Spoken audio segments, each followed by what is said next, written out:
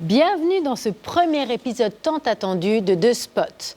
Deux Spots, c'est quoi? C'est une émission où on emmène une fille dans une aventure assez extrême avec deux guides de choc, John et Mishka, et aujourd'hui notre grande aventurière Virginie. Bonjour Virginie. Bonjour. Ça va? Remise de vos émotions après cette escapade? Oui, enfin, mais ça m'a pris du temps quand même. Alors les garçons, où est-ce que vous avez emmené Virginie? Alors du coup, sur ce premier épisode, on est parti en Suède pour faire du ski poulka pendant un petit raid de 5 jours.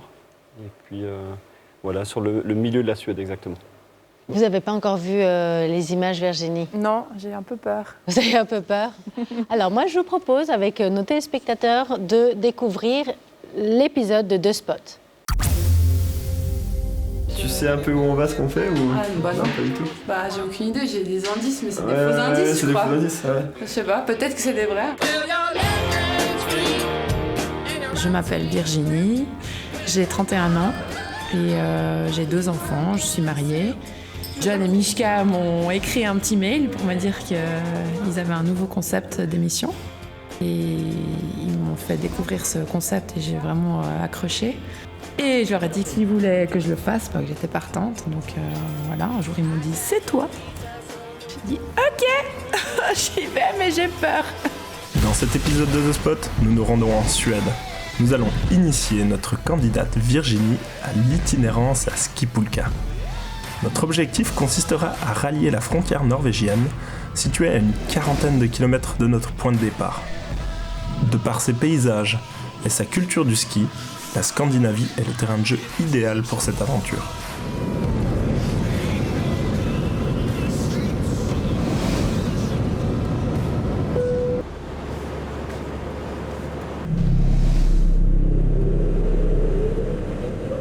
On a rendez-vous avec notre autre guide Benjamin, qui est français mais qui habite depuis 7 ans avec sa femme et sa fille à Stockholm et qui donc connaît super bien la Suède. Il est super enthousiaste, super sympa, donc c'est cool. Il est avec sa poulka au milieu de nulle part devant les taxis. C'est vraiment... je vois cette poulka, je me dis mais qu'est-ce qu'il fait là, le gars? Et puis on sera avec nos skis au pied, puis on aura, tu sais, une poulka derrière nous. Donc des skis de fond plutôt, puis une poulka, c'est une espèce de luge que tu tractes derrière toi. Puis à l'intérieur de tout ça, tu vois, on aura nos villes de course, on aura nos tentes, on aura nos sacs de couchage, nos vêtements. Et puis on va partir en semi-autonomie comme ça pendant 5 jours. J'ai envie d'y aller. Où c'est qu'on va, Benj? On va au milieu de la Suède, près de la frontière norvégienne, à Duved. Duved.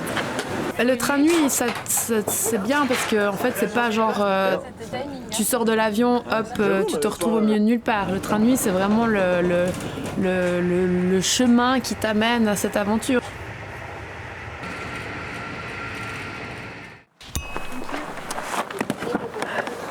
Là, on a la petite station. C'est quelle heure? Écoute, on s'occupe plus de l'heure. Normalement, on vit le moment présent. Oui. Ok? Juste pour savoir véritablement combien de temps on a fait. Bon, c'est bien parce que c'est ton anniversaire. D'accord. Ouais, on a fait 25h30. 25 heures. 25 heures de voyage? 25 heures de voyage. Ah oui, c'est vrai. Tout le monde, Yamklan. On est arrivé, il fait beau. Tu restes là, elle veut partir. Super. Elle veut partir. Voilà, on est arrivé. C'est déroutant. Je trouve que c'est un petit peu fictif le paysage. Alors voilà, j'ai un peu mal au ventre. Je me réjouis de partir. On est en train de préparer nos poulkas là. Donc la mienne elle est juste là. Pour l'après-ski. Enfin, l'après-ski, c'est pas ce que vous croyez. L'après-ski, c'est monter la tente, c'est faire fondre la neige pour pouvoir cuisiner. Et puis c'est sexe, hein. Ah, c'est... Regarde ça.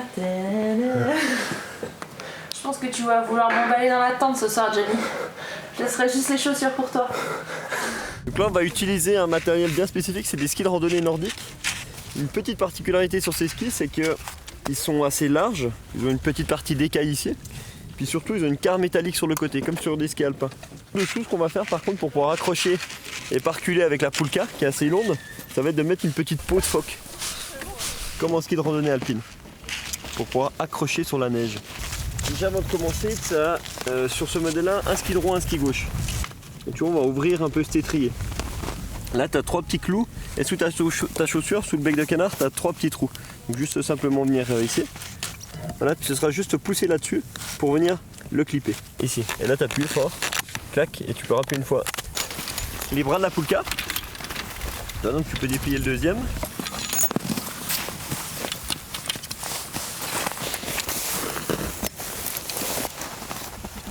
Tac. C'est lourd? Il y a tes chaussures qui sont lourdes, mais à part ça, ça va? Ouais, elle fait 10 kilos. Non. Oh, une petite dizaine de kilos, je pense. Mais non. Ouais, si. Mais non. Ouais, je pense. Ouais. 35 kilos. J'allais mettre mes skis. Ouais. Ah bah là, c'est déjà plus lourd, hein. C'est plus l'entraînement là.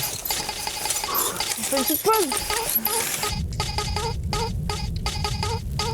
I've got this thing, gonna blow your mind, pulling your string, helping you unwind.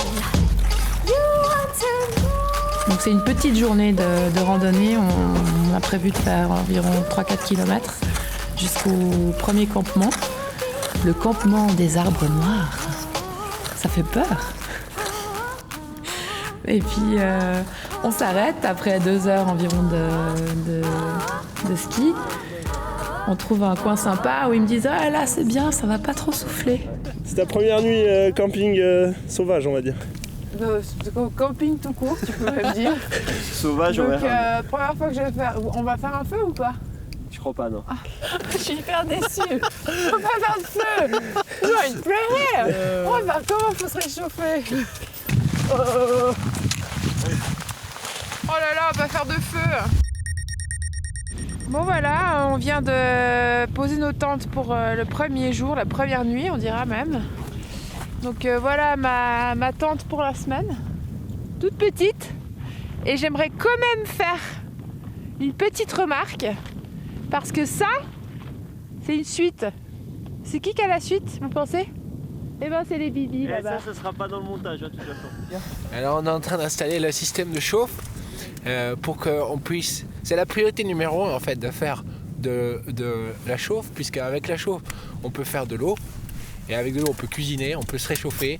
Et donc la première chose qu'on fait quand on arrive sur le camp en général, c'est installer ça, puisque ça prend beaucoup de temps. Donc on a ce minuscule réchaud qui en fait est essentiel à notre survie. Et puis ça nous prend chaque fois 3 heures pour remplir nos 4 thermos d'eau chaude. Ah, j'ai oublié de vous dire, c'est mon anniversaire ce jour-là, donc j'ai 31 ans. Joyeux anniversaire, joyeux anniversaire. Voilà. Et à vous, hein. Notre nouvelle adresse. Ta part de gâteau, Virginie. Oh le Chauffe chacune de mes nuits. Là, je filme juste la bouteille. petite lâchée. Tu sais, C'est comme ton c'est truc, pour là, elle que j'étais parti. Je te vois du coin de l'œil en train d'essayer de, tu sais, il mime le truc, puis il fait. Et je l'aime comme on aime l'amour de sa vie. Oh putain, c'est la leçon. Énorme. Oh nom de Dieu. Ami, c'est bon de te lire, crois-moi. Car depuis ton départ, il fait toujours plus froid. Comme si le vent... T'as vu le boule là? Oh putain, là. Première nuit de camping pour Virginie. C'est top. Alors j'ai environ 8 couches sur moi, 3 sacs de couchage, une couverture. Et tout le corps va très bien, à part les pieds sont gelés. J'ai l'impression que John il dort à côté de moi, et les 2 autres ils dorment aussi, et moi je suis gelée. Putain, on est Je gelés. me dis mais je vais mourir de froid. Et c'est que 10h45. eu la mauvaise idée de regarder quelle heure c'était. Du coup, elle vient de me saper le moral. Moi, j'ai dû réussir à m'endormir, mais il y a eu une petite vague de froid qui nous a submergés, je crois. Oh putain, j'ai envie de canner. Et c'est la première fois depuis le début de l'aventure où je me dis mais qu'est-ce que je fous là? Pourquoi tu fais ce truc quoi? La classe. Mais n'empêche que vous croyez qu'on rigole, hein. Mais on rigole pas. Là, c'est marrant sur la vidéo. Ouais, mais ça l'est pas vraiment.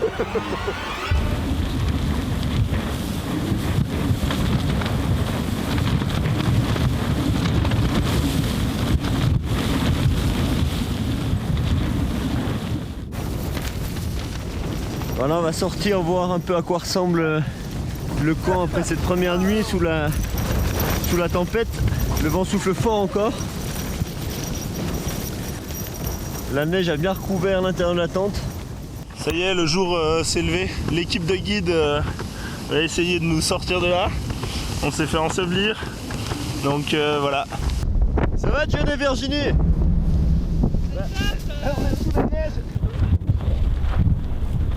Morning. Good morning. En fait, le moment de doute, c'est pas la nuit, parce qu'on rigole assez vite. C'est plutôt le lendemain matin, on déjeune et de nouveau j'ai mes pieds que je sens plus et on ne sait pas si on va continuer, si on va repartir, etc. Et là, ils me disent il faut que tu te mettes dans le sac de couchage. On s'occupe de tout, mets-toi dans le sac de couchage. Et je reste 1h30 dans le sac de couchage et là j'ai le temps de réfléchir et je me dis mais en fait je vais pas profiter de cette semaine à cause de mes pieds. Mes pieds vont me gâcher ma semaine. Et là je me dis oh les pieds de merde. On doit y rester. C'est l'heure. Si on devait y rester, santé. Là c'est les guides parce qu'ils savent plus quelle décision prendre. Donc la situation est la suivante, c'est la météo a été... ils sont trompés à la météo. Donc il y a une tempête qui est en cours. Et donc elle nous conseille quand on pourra de redescendre là-bas et demander des guides. Donc brousser chemin là-bas? Ouais, c'est la seule solution. Putain, mais qu'est-ce que je fous là? Oh putain, j'ai cru que ça allait être top, c'est quoi cette merde? Non mais là je commence à avoir un peu les jetons quand même. Hein. On peut pas faire de ski, c'est trop, le vent est trop violent. Hein? Bon ça va, on est sans les skis donc je pense que ça devrait le faire quoi. Dans les descentes là il y a beaucoup de vent, beaucoup de neige qui vole, on voit pas forcément le relief.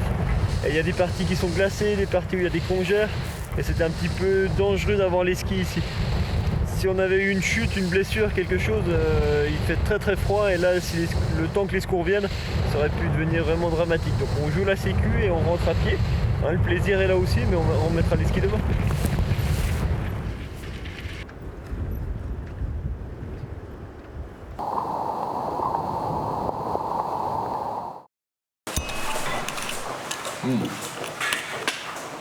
On a la météo pour les prochaines heures et on s'aperçoit que on va avoir une fenêtre ici pour pouvoir partir.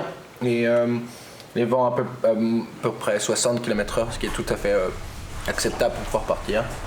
Hier, on était à combien? Et hier, les rafales les plus fortes ont été enregistrées à 120 km/h.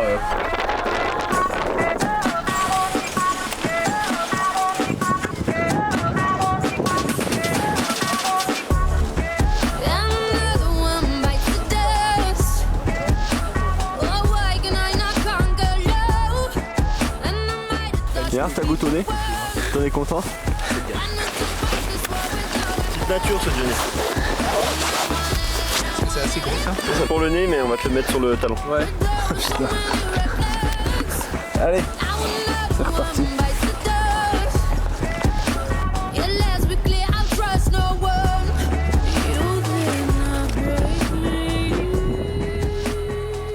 Donc nous avons ici avec nous des chasseurs qui sont en train de chasser une sorte de perdrix des neiges. La probabilité pour qu'ils trouvent des perdrix est grande puisqu'ils aiment bien le soleil, ils aiment bien se poser au soleil. Et ils ont en plus un chien avec eux et toutes les chances sont réunies pour avoir des perdrix aujourd'hui. your battle, any, meeny, money, mo, and flower. You're the chosen one. Feel your left hand free and your right hand grip. With another left hand, watch his right hand slip. Schwartz is gone.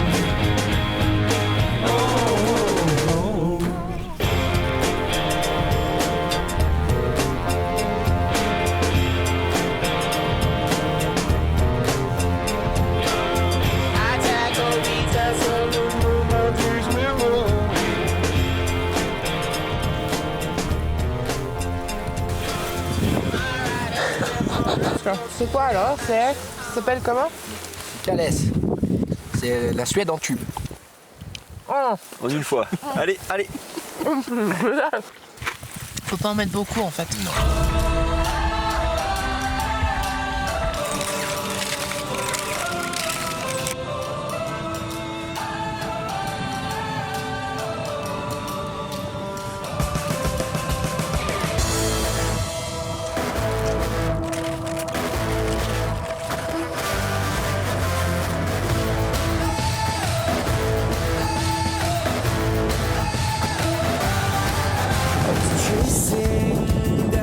Oula la colle. Le snow kite. Snow kite c'est les skis comme on a, éventuellement la pulka et une petite voile, un petit kite. Et plutôt que de skier, bah, tu te fais tirer par la voile.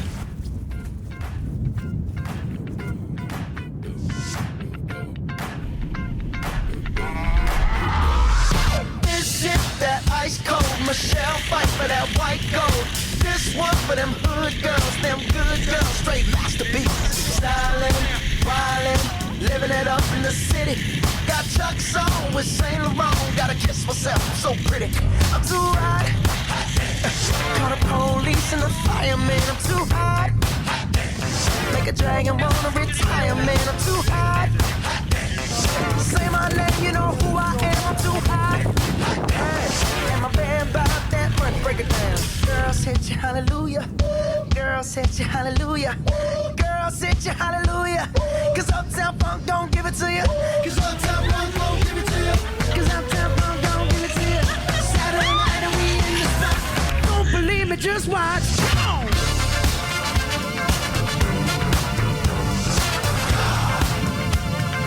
Don't believe me, just watch. Le kite ski m'a... Le snow kite, pardon. C'était Danto.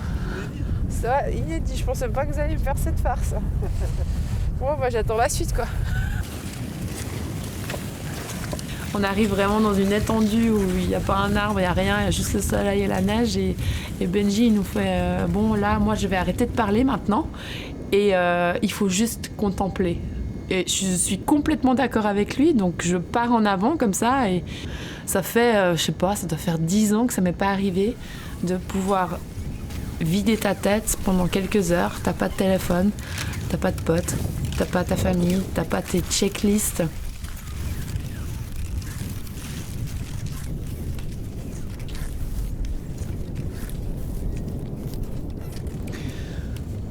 L'effort physique, en fait, en lui-même, ça va.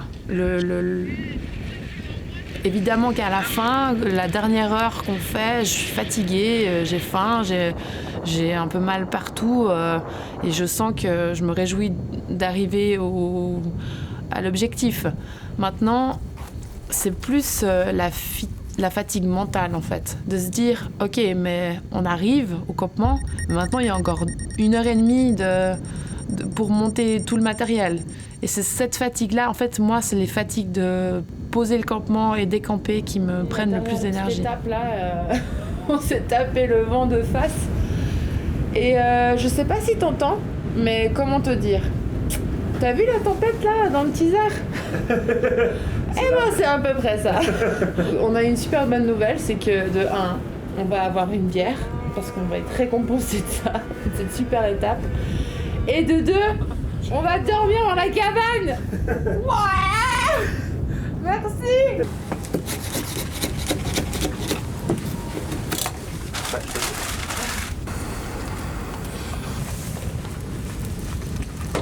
Merci de m'avoir supporté toute la journée. Ça a été affreux. Plus jamais. Plus jamais. Jusqu'au jour d'aujourd'hui, j'ai trouvé mes guides vraiment incroyables, rassurants, optimistes, vraiment positifs, mais surtout très rassurants. Et là, tout a basculé en une fraction de seconde, car mes guides ont décidé d'aller dormir dehors à la Belle Étoile. Donc là, du coup, je me dis en fait qu'ils me disent toujours ouais, on fait le côté safe, hein, il faut qu'on soit safe.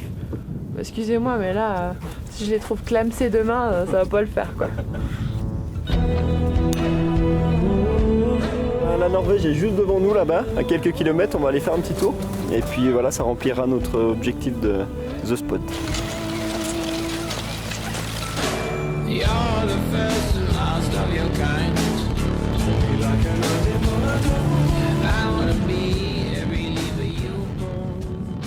C'est symbolique, on arrive entre deux rochers en fait et cette frontière au milieu de nulle part, voilà. Un pied en Norvège, un pied en Suède. Voilà, moi je suis en Norvège et ma poulka est en Suède. J'ai trouvé émouvant en fait ce moment-là. Ensuite on repart faire encore je sais pas, 2 heures de ski et là on a un petit peu de descente donc il me propose d'enlever les pots de phoque et puis d'essayer de se laisser un peu plus glisser. Alors je suis prête pour descendre cette minuscule pente et je tombe. Mais pourquoi je fais du chasse-neige? Con! Je suis fatiguée à ce moment-là, il faut le dire quand même que je sens le pétage de plomb arriver. Déjà, ce qui est détestable, c'est de voir que tu es au 1% de tes capacités. Ça m'énerve déjà, profondément. Parce que moi là, je suis au 90. Mais ça fait un équilibre, c'est bien. Ouais, super. Puis après, c'est tes petits conseils de merde qui vont tomber de toute façon. Allez, vas-y. Ouais, je peux y aller ou là, il y a un lac, je peux aller en ligne droite. Et puis direct me laisser couler, quoi.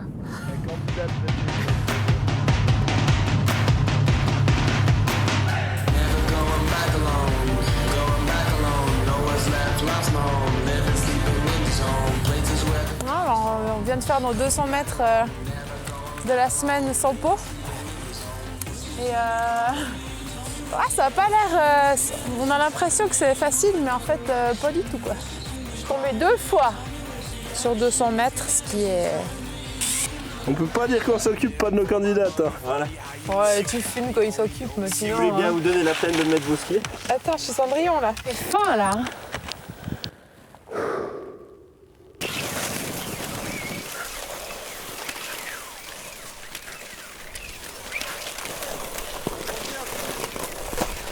Non, c'est qu'en fait, on va rester là, on va pas skier cet après-midi. Ouais. Et ce qu'on propose, c'est de... Faire un igloo. Exactement, un igloo. Ah, tu l'as vu? Oui, naze. J'ai eu l'indice. L'indice. Oui, on va faire un igloo, ça va être super. Tu verras. C'est que 3-4 heures pour faire un igloo. Ah, deuxième mensonge.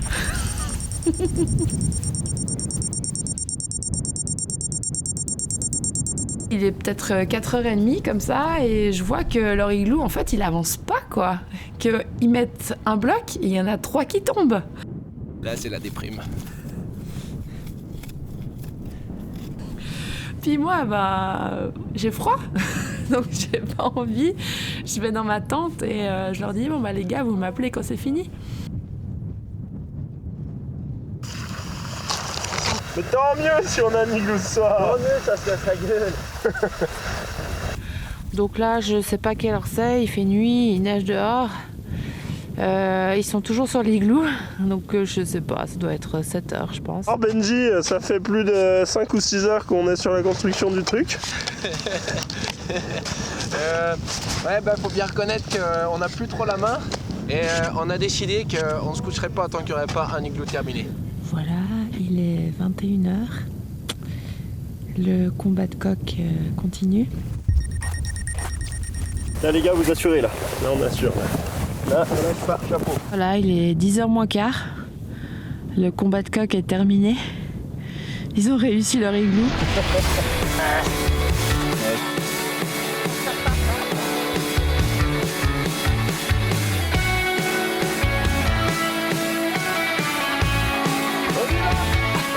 Vous êtes des stars, hein. Vous êtes complètement cinglés. Bon, c'est une petite fondue, non? Non, mais c'est génial. Fondue dans l'igloo. Mais je vous aime. Vous avez tout donné, vous avez montré toutes vos facettes en une semaine. Maintenant, franchement, l'objectif c'est que ça dure sur 10 ans, les gars. Ah ouais? Ah merde.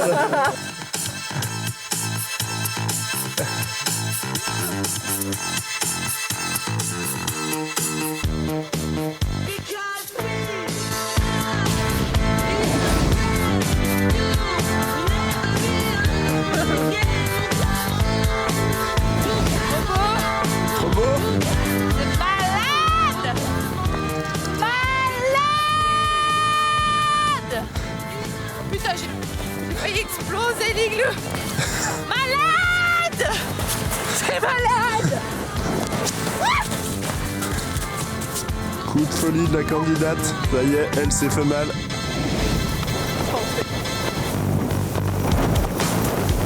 Pour le nez, mais on va te le mettre sur le talon. Ouais. Putain. Le problème, c'est qu'il est 10h40. Tout va bien aller là. Et là, on doit retransmettre la vérité. C'est beau, mais il fait pas toujours beau. Il fait pas toujours beau ici. Alors, Voir mes enfants.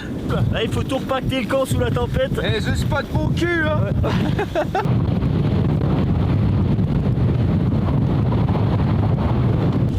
On comprend à quoi ça sert les croix rouges ce coup-ci. Exactement, c'est à ces moments-là qu'on comprend à quoi servent les croix rouges, à quoi servent les poignées en liège sur les bâtons, à quoi ça sert d'avoir une boussole dans la poche et à quoi ça sert de partir à plusieurs.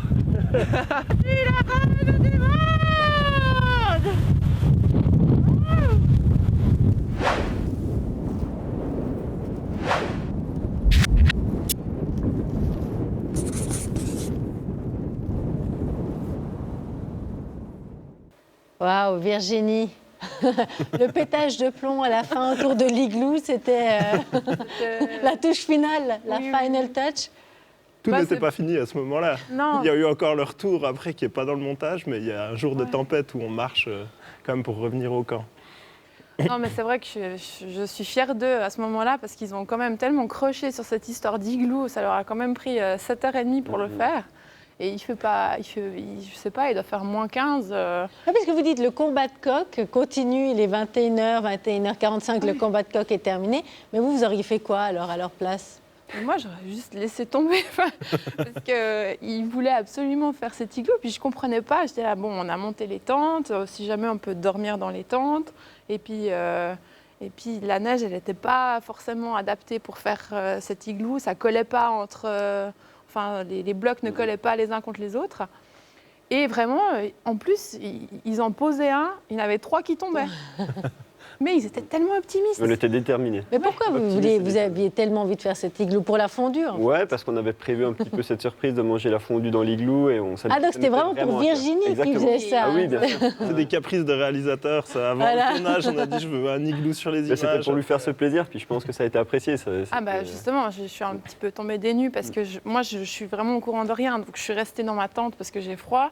Et du coup je sors, il y a ces flambeaux à l'entrée de l'igloo. Ils ont fait une fondue à l'intérieur alors qu'ils se sont trimballés un caclon pendant une semaine dans leur poulka. Et moi j'ai pas vu ça. Mais rien n'était trop beau.